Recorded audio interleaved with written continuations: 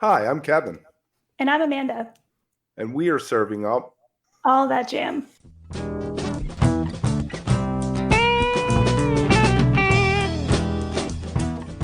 A lighthearted look at the weekend jam bands. Where we break down the jam scene's biggest stories, Talk new bands upcoming tours. and show reviews. A little laughing, some hot takes, and an always positive message for the community. Week of September 17th, 2023, low Faber. Welcome back as we break out the hoodies, or as Winnie the Pooh said, it's a time of hot chocolatey mornings and toasty marshmallow evenings, and best of all, leaping into leaves. We're really excited that you're here with us today. I'm Kevin, Hi, I'm Amanda. and you are listening to the All That Jam Weekly Wrap Up, a lighthearted look at the weekend jam bands. I had a really quiet week, Amanda. I watched some Spafford Friday night, listened to the Wolf Brothers last night till Nugs cut the stream during Stella. And we actually did a stream over on What Plus of Taper's Choice show from New York last night. So that was pretty fantastic. Stuart Bogey, friend of the pod, came out for their song Born to Burst, which was great to see. And they mentioned that Stuart was playing with Dave Harrington, the guitarist for Taper's Choice, after that gig in another show. So I'm going to dig into a little bit what that's about. I've reached out to Dave before, and Dave has not responded. But who knows where emails end up. How was your week, Amanda? Hey, Kevin. Well, that all sounds fantastic, and it's always great to see, people that we respect and admire out and about. So, speaking of that, actually, I was out in Golden this Sunday to see a free show. For those that are in more of the jamgrass space, you'll know that Green Sky played their annual Red Rock shows this past weekend, and Dillon Amphitheater before that. And then Anders decided to do a little bit of a outdoor show free with Mark Morris, who's a local musician with Rapid Grass. And we had some special guests. We had Paul Hoffman, Mike Bont showed up there, which was super exciting. So you kind of had most of Green Sky there. It's a lot of fun. And friend of the show, Eric Halberg from Dragon Deer on harmonica. So I gotta tell you, I now want like soulful bluesy harmonica and all of my jamgrass. Just so you know, they did a couple Fish covers, which was really fun. I didn't expect it, but it was great. I got some videos, so maybe I'll pop that online. Nice. What did they play? They did Down with Disease and Taste. Oh, nice. Very Yeah. nice. I have been missing dicks. And the other day, my kid out of nowhere talked about wanting to move to Colorado, and I was like, that's weird. But I'm going to get back out there in a month. And do we any updates on what's going on? Yeah, so Kevin, the wheels of progress for live music events turn quickly and then sometimes not at all for a while. But we do have some marketing materials coming out this week. So anyone who's listening, check out, I would say, the New Conscious feed. But really, anywhere you get jam band information, there should be something about the Galaxy Jams times all that jam event, which is going to be here in Denver on October 19th. And that's a Thursday. There you go.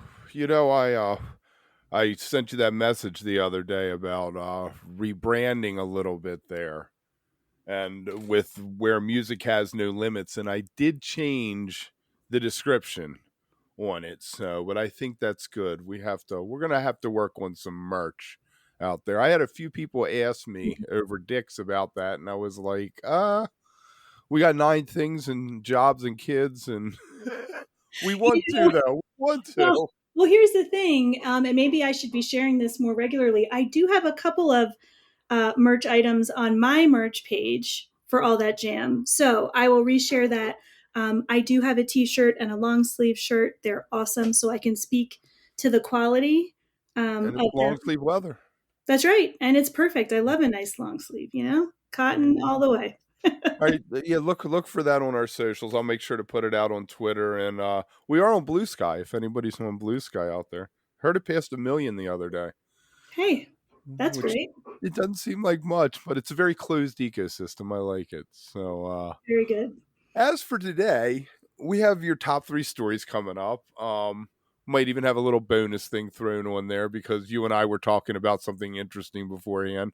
Plus, we have our interview with Lou Faber from God Street Wine, including some talk about his running Sunday night gig at Le Bon Ton in New Orleans, his last few solo LPs, and we close it out with some Nightingale stuff, which is appropriate as God Street Wine will be reuniting soon. So check the show notes for the info.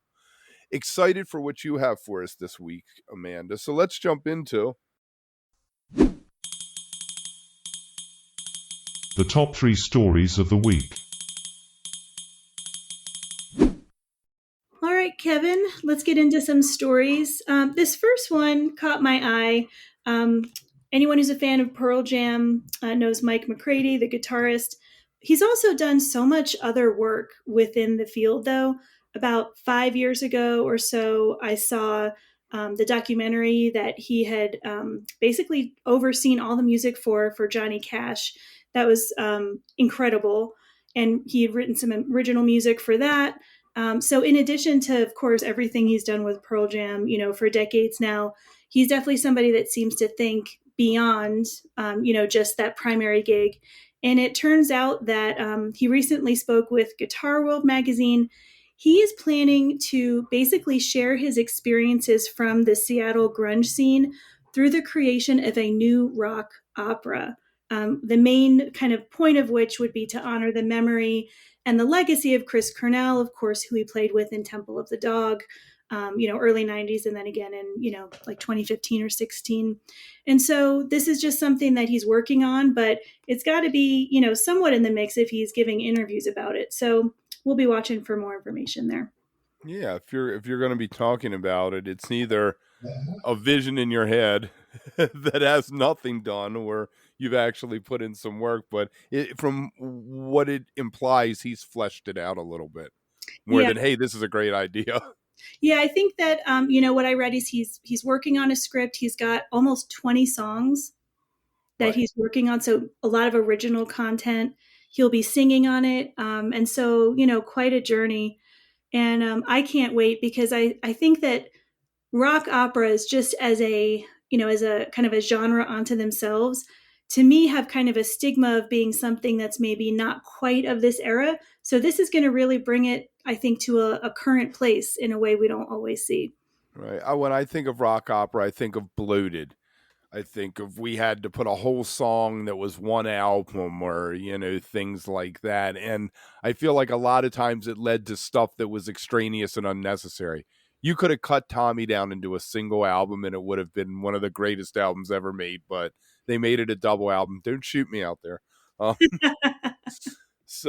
but yeah, no, that's fantastic. I can't wait to hear it. And I tell you what, my youngest is a huge Seattle fan. I know that she's going to be excited for that. Yeah, I think there's always room for something different. And just knowing that he's got such incredible musical chops and has, participated in these music documentaries and all these other kinds of, production heavy events and things, I think it'll be good. Cool. All right. Well, let's get into the second story. So, this was originally published in the Wall Street Journal just last week. I saw it somewhere else. And, Kevin, this is a story maybe a little bit different than what we've talked about in the past. Here and there, we mention, streaming music, that on demand, streaming situation where we have 1 trillion plus, downloads just in 2022 alone. But this is a slightly different story. So we're not talking about revenue today. We're talking about how, according to some research that's been done since 2010, there's a theory now that streaming platforms and just the idea of those has changed the way that music is actually being written. So here I'll give you an example. Let's take it back before streaming was ever in our sights. In 1972, The Temptations had a #1 Billboard hit with Papa Was a Rolling Stone. And that version that won Grammys, #1 on the charts was 7 minutes long. Okay, so if we think about that in jam band terms, that is absolutely nothing. So we're going to think outside of that. But because music For a streaming, single, I mean, it's a single, right? Like, yeah, there used to be like singles that were part one and part two. They would split them up like James Brown, I think, had quite a few like that. So it was an oddity. Yeah, so what has been kind of documented now is this is a theory because music streaming services are paying artists based on the number of plays each month, something we just recently talked about. To count as a play, the user must listen to the song past 30 seconds. So if we kind of put ourselves in maybe the mindset of a, average music listener, if a song you've never heard takes too long to get to the hook or maybe just has an extended intro, there's a good chance that people might hit that button before 30 seconds. So, to keep the skip rate as low as possible, some musical artists are increasingly moving the hook or chorus to that 30-second sweet spot. And this is something that's happening more and more frequently. So, this is kind of a new thing. This was a study by researchers at the University of Minnesota. They found that songs on this list that they created gained an average of 20 million streams. Those were the songs that actually came in under 3 minutes and had a hook at or before the 30-second mark. That sucks. Right? This was so depressing to me. I mean, I love data, I love information, but thinking about it this way is just like devastating to me. Right, but hasn't pop music always been a commodity? It's a good point. But You I know, it guess was always the 45s for the Mhm. longest time. And then in the 60s, we got into the album oriented rock and trying to do the longer songs. But still at the same time, you had Tony Orlando and Dawn doing Knock Three Times on the Ceiling. that's a good point. I mean, I think that in my mind, I'm thinking of the origination point for this change. And I'm not trying to say that, this is something that's happening everywhere, but the average length of hit songs has definitely dropped. So I guess to me, this is just one of those signs of just how powerful overall Right. these different platforms have become. Right. And maybe Tony Orlando, when he wrote that song, he wasn't thinking I need to have a hook come in at 20 seconds in order to keep the listener's attention, because that's something that I don't think would have crossed anybody's mind in the music industry at the time. Yeah, I mean, we know, that there's always going to be a consideration on the production side somewhere that you need to make sure that the music you're putting out there is a format that's going to work, right? And that makes a lot of sense. So maybe this exact thing would have happened if streaming platforms were around in the 50s. I have no idea. But I think it's just another sign that, we are all being influenced one way or another by these mega organizations and companies, right? That kind of own so Right. much of what we do. Right. This clicks in. What clicks into my head is the Deezer thing we did last week. You know, getting the double plays, and artists who aren't going to do that, the jam band artist or the jazz artist or the noise artist, are not going to have that, and they're going to be further penalized for not conforming to what is best practices, I guess.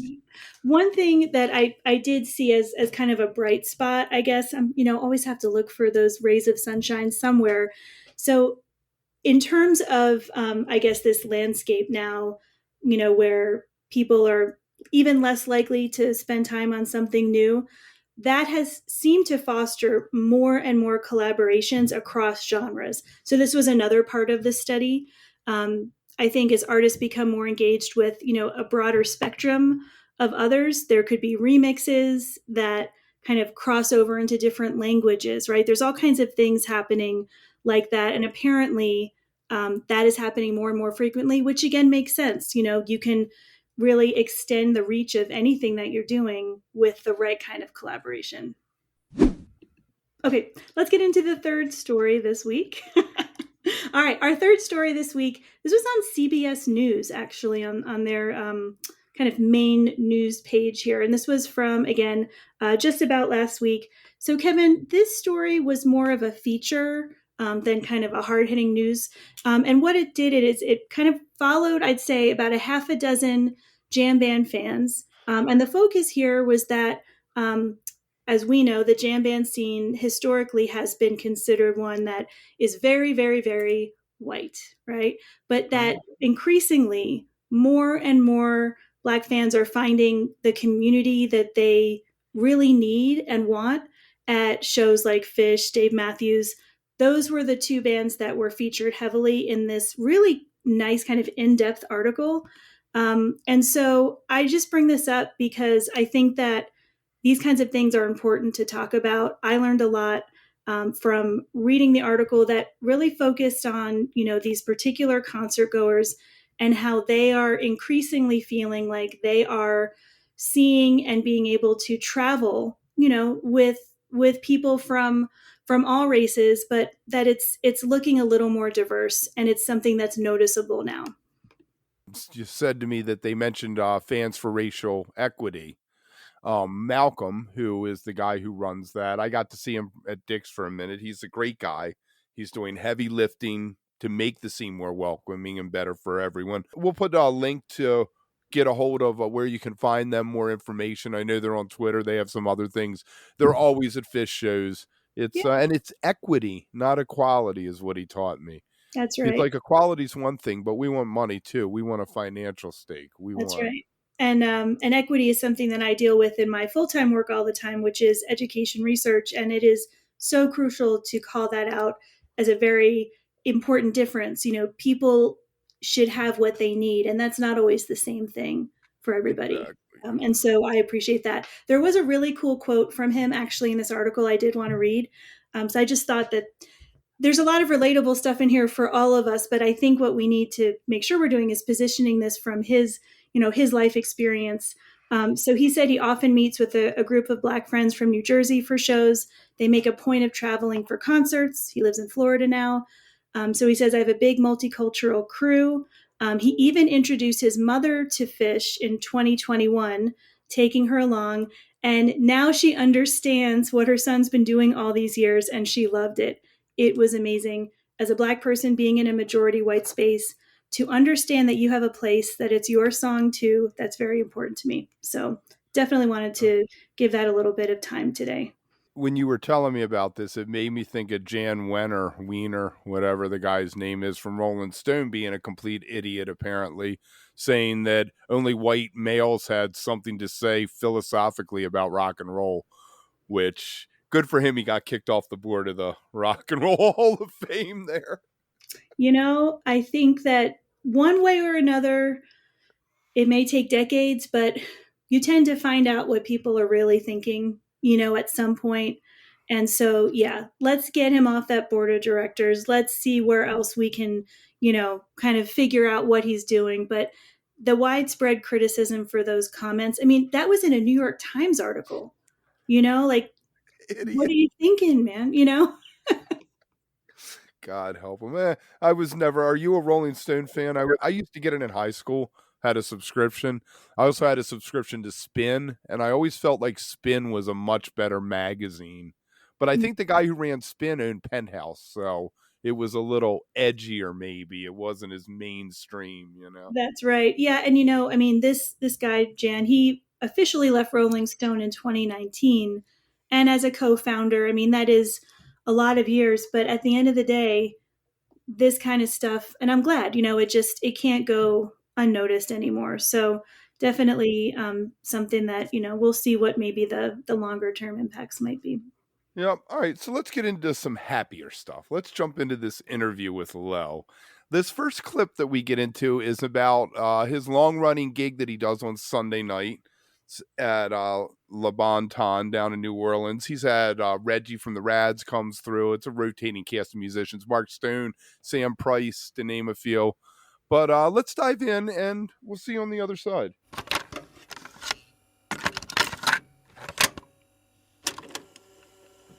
All right, today we are joined by Lou Faber, most famous for being in God Street Wine. How are we doing today, Lou? We're doing great. It's a little overcast, actually, here in New Orleans, but it's all right. That's all right. So you moved recently. I moved about a mile down the road There you go. in uptown New Orleans. Yeah. Last time I moved, we moved across the street, and it still cost me $6,000. Yeah, moving is it doesn't matter the distance of the move. It's a tough nut to crack. It is a tough nut to crack. Very good. So, how close are you to where you perform on Sunday nights? Why don't we jump in with talking about your Sunday night things, because the live streams on Facebook are fantastic. Oh, thanks. I'm not as close as I was. So when I start at my old house, I could pretty much stumble home drunk from the Bon Ton to my house. Now I would have to walk all the way through Audubon Park. So it's a little further, but it's still very convenient. I love the Sunday night gigs. I don't stumble home drunk. I'm really too old for that at this point, but I hear you. I was stumbling around drunk at Goose on Saturday night, but it's It happens once in the a while. venue itself. There is a lot of stumbling around drunk to be done. Right. It's a great little venue. It's great place. I don't think I'm even insulting it by calling it a dive, because I mean that in the most affectionate way. It really is just a great New Orleans institution, dive bar, neighborhood bar. One great thing about New Orleans is that there's like no zoning, or like all the old bars are grandfathered in. So you have all these bars in completely residential areas. And it's like that. It's just like houses. Oh, there's the Bon Ton right on the corner. And now, do you call this Lou Faber Band, or do you what do you bill it as? I call it Dr. Lowe and the Bon Ton Band, or the Bon Ton Boys, if I'm feeling a little frisky. There you go. And who is the normal characters you have? So our mutual friend Reggie Scanlon from the Radiators on bass, Michael Fouquet on drums, my buddy from Loyola University, who is actually on my PhD committee in my history world, Mark Fernandez, plays the acoustic guitar. And then for the fifth man, I have Rurik Noonan on fiddle and Daniel Meineke on keyboard, kind of switching off week to week. Every once in a while, I have them both, which is great.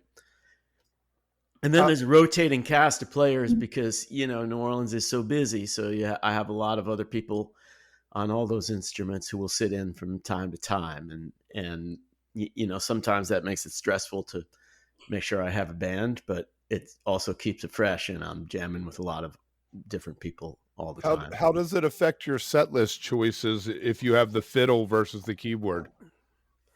Oh, it doesn't really. I mean, there are certain tunes that if Rurik's playing with us on fiddle, like, yeah, I'll put in, like, but part of it is that when you do this many gigs at the same place, it doesn't matter. We can play a fiddle tune without the fiddle. It's not perfectionist at all. So, Kevin, I'm super excited to get back into this interview, but before we do that, just wanted to mention and remind everybody that we are on social media at All That Jam Pod. So consistent. If you know it once, you'll know it for every social media site. allthatjampod.com as well. And then, of course, everywhere that you find podcasts, you should be able to find us. So please make sure that you are listening, at least for 30 seconds, right, Kevin? We know that now. Right. Yes. So if you can give us 45 seconds, that would be awesome, maybe longer. And then like and, subscribe, let us know that you're out there. We really appreciate it. Also, Kevin does a fantastic job of putting a lot of really good detail and notes in with those podcast uploads. So make sure you're checking those out for additional resources. But let's get back to this interview. So Kevin, one of the things that I found fascinating about this, of course, as a longtime God Street Wine fan from, back in the 90s, growing up in Jersey, but all of the things that Lowe's done really since that time were impressive. So in this part of the interview, he is talking about a couple different things, including the quarantine experience. And then he has also some comments to share on the industry at large. I was listening to some stuff before we got going today, actually re-listening to some things. And I know that when you put out, is it Claiborne Avenue? yeah. You had so many great folks on that one, including my buddy Mark Stone. I was super stoked to see his name on there. So thinking about, like, we just were talking about the C Pods, God Street Wine and all, like, where does your influence and your thoughts on the kind of music in Claiborne Avenue kind of fit into all of that, or were you looking to go in kind of its own direction with it?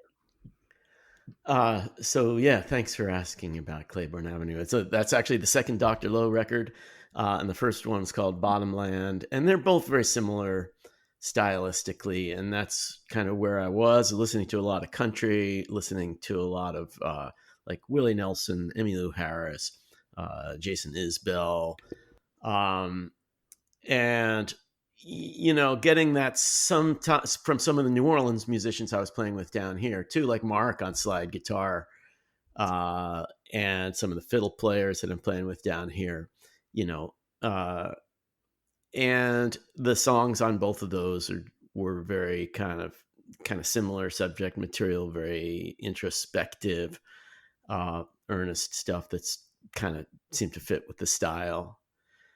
And I kind of pursued that for those two albums. And also Claiborne Avenue, the album came totally from COVID too. Mm-hmm. It was made while everyone is at home doing nothing. There's no live music, and I'm just sending tracks around. We didn't see each other. Nobody saw each other making that record. And the song Claiborne Avenue itself is about New Orleans during the lockdown and how I used to walk down the places that are so crowded and, gregarious normally, that were just so quiet, so eerie in a way, and beautiful in a way too. So yeah, and I've talked to so many people who are like, yeah, I made my pandemic album. Right. Yeah, I mean, we hear some, and it's always very moving, honestly, just to hear what everyone was able to make from that time. A lot of people made a lot of really great stuff. Beautiful thing. Really, really just thoughtful, and yeah, I mean, as much as things are going on in the world all around, I think the theme, Kevin, I don't know if you'd agree, is just simply dedicated time that is so hard to find. Even if people can't be physically in Yeah. the same place, you still have the mental space, But maybe. the taking the burden, Yeah. or maybe it makes a burden, but taking the burden of having to play live all the time, I think gave people a chance to embrace the studio and different projects and things. You've been in New Orleans for, I think, was it 10 years now? A little more than that, Yeah, a maybe? little more now. It's been like 12, maybe 13. It's been a Wow. while. Yeah. And I came down here to teach college. So the first 7 years I was here, I was really wrapped up in being a professor. Mhm. So I've only really been doing the music in New Orleans for 4 or 5 years. Yeah.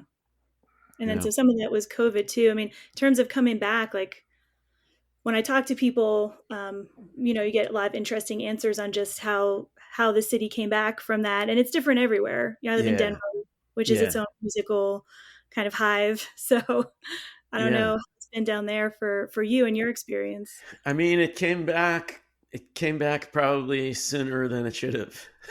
uh, I was gigging with my own band and playing as a sideman with like 2 or 3 other bands by the end of 2020. Then I got COVID doing that in January of 21. Then when I did Jazz Fest with Leo, debuting the Another Side album that I just mentioned, uh, pretty much like everyone in the band and backstage got COVID at that Jazz Fest, except me because I had recently had. Mhm. But yeah, Leo was like, they were gonna have that Jazz Fest. They were not gonna not have Jazz Fest after not having had it for 2 years. It was just not. So yeah. Well, I mean, if you want, it's tough for me because I want people to be safe. I don't Yeah. want, obviously, people to get sick in mass. But do you lose all of your art because of it? Because I don't think it can financially survive if it goes on without it happening. Yeah. I mean, I think I wish we had more time because it's such a fascinating topic. And I think we're honestly still, it's still so recent that we're still trying to get our minds around how everything has changed. Um, like as a historian, I feel like you don't start getting historical perspective on things till 10, 20 years down the road, or maybe more. It's still the present. Is there anything in history that you can relate it to? Well, this is going to sound really pretentious, but remember the first weeks of the lockdown, March 2020, I started reading. I downloaded from Google Books Daniel Defoe's Journal of the Plague Year in London, which is from 16. I don't know. It's the year the Black Plague came to London, and he wrote a journal, and it's amazing. And and I was struck by how many of the same things happened. And there were people who were terrified, and then there were people who were way not terrified enough. And then there were people whose, whatever their craziness was, it just kind of got more so. And yeah. But obviously for music, it's a special thing, because even though we love writing songs and we love making records and all that, to me, I think you have to be with an audience in a room, playing with a live audience. That's really what it's about. And if we can't do that, we're not really fully doing the thing. Right. But also it's a financial thing with some level too, because a record doesn't sell like a record does, even when you caught the end of actual physical media, I guess, with God's Free Wine. Oh, that's a good point. It's not the 70s anymore, when Steely Dan could just make a record for 4 years and live off of that, right? They didn't even have to go play shows. But even, they're sort of like the outlier example. But even everybody else, the mentality was you were touring as marketing for the records.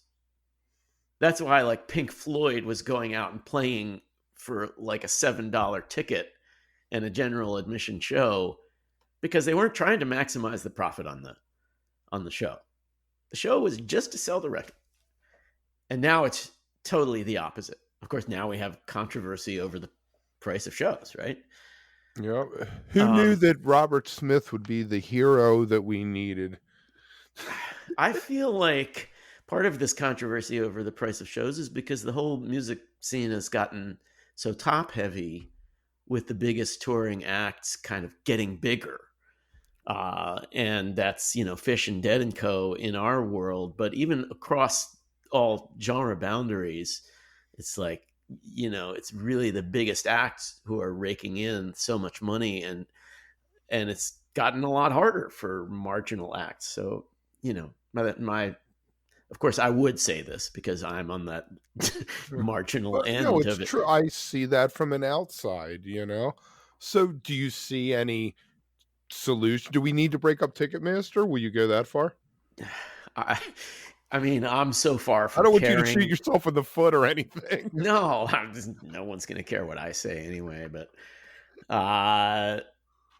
look, it's the artists who want to make the money that are making the ticket prices. Ticketmaster is it's a secondary issue. It's not Ticketmaster's fault that the prices are high. The artists want to rake in the bucks, man.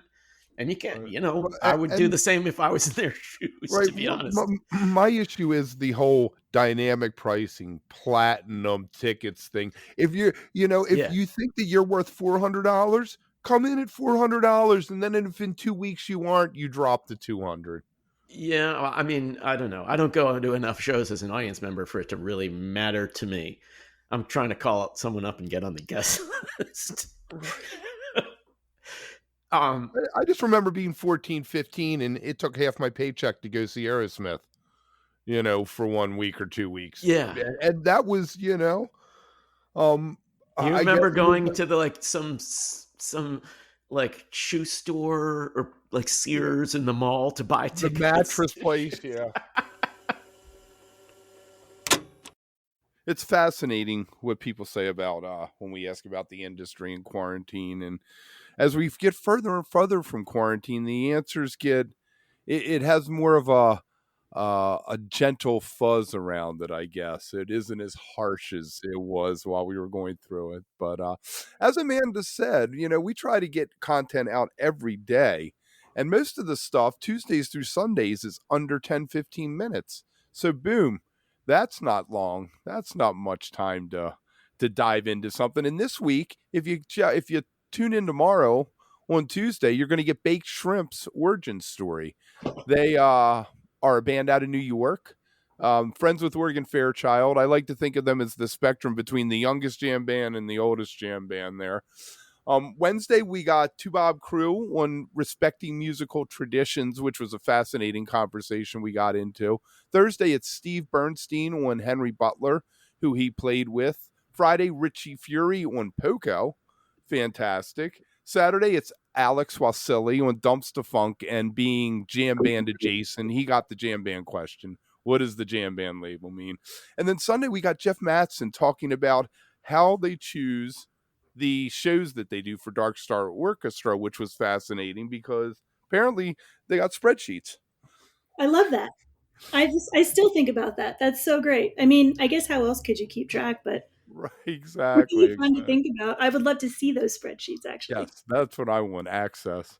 So, all right, so let's finish this off. This last clip ties into the 9:30, 10:1 God Street Wine reunion shows that are coming up. They're sold out, unfortunately, but hopefully they get streamed or leads to more dates. I know some of them live in Europe and all over the country, so it's tough, but who knows? If they sold these shows out, there's obviously a market. But in this, Lowe talks about Nightingales, which was a club of great importance. It could be argued that the jam band scene was created out of that and then moved to wetlands and then spread all over the country. So let's jump into that and we'll see you on the other side.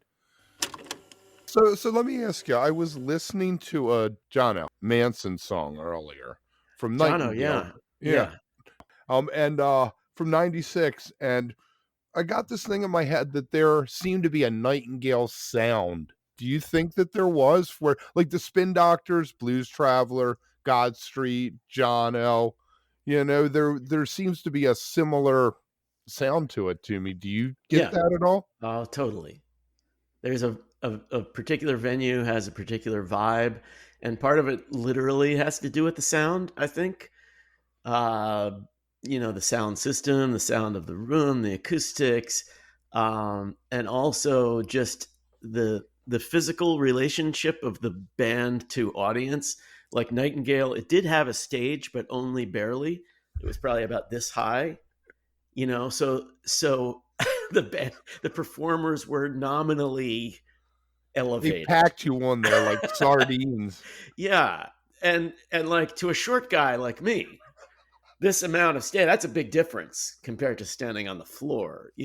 There were venues we played where you just stood on the floor, but anyway, so yeah, I think and the place would have a certain energy when it was just packed and it was wall to wall people, and you're playing here and there's just people like this far you can reach out and touch them. And part of it was the late Tom Hosier, who the guy who booked the place, and he charged $5 at the door, and he chose all the bands himself. He wasn't the owner. The owners were absentee owners who couldn't care less. They probably didn't even realize they had music in their place. Nice. And Jono, just tip of the cap to Jono Manson, because he was really kind of like a sort of godfather and mentor to everyone who played there, because the Worms, that not only had Jono, but they had the great Milo Z, Jerry Duggar on bass, incredible band. And they kind of, like made the venue before all of us kids showed up and did the hippie thing with it. They did the heavy lifting for you. Yeah, and they were not like a quote unquote jam band. They were more of like a downtown funky, sort of indie R&B, just hard to describe, So they, like, bands like that I don't think even exist anymore. Right. I loved it. Yeah. All right, can we go back to last summer with Ominous Sea Pods and Al from Mo? You want to talk a little bit about how that happened? Oh, it was just one show, but oh, it was so much fun. And it was just one of these serendipitous things. I just came together so fast. TP, my longtime friend, bassist from the C Pods, and also played on my stuff for the last few years. He was just like, yeah, we're going to do a show at Rye Bread with Al. And I was like, cool. And so, like, an email went around and we all proposed a few songs, and we rehearsed that day in TP's basement, played through a few songs. And then at Rye Bread, it was just like great crowd, great sound. You could tell it like halfway into the first song, oh, this feels really good.